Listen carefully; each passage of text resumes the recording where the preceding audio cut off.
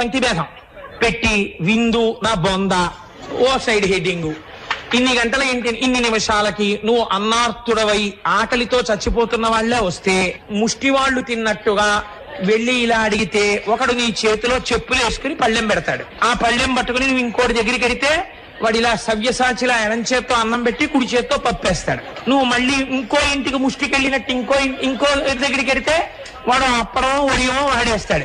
వేసిన తర్వాత అప్పుడు నీవన్నీ పట్టుకుని ఎవరైనా చూస్తారేమో అని దొంగ ఎక్కడ ఖాళీ ఉంటే అక్కడికో మూలకెళ్ళి నువ్వు తింటూ ఉంటే ఏ పడం కావలసిన వాళ్ళు నీ మోచేతికి తగిలితే ఈ పళ్ళెం కింద పడిపోతాయి. అక్కడి నుంచి మళ్ళీ మంచినీళ్లు కావాలంటే ఎవరిచ్చే వాళ్ళు ఉండరు.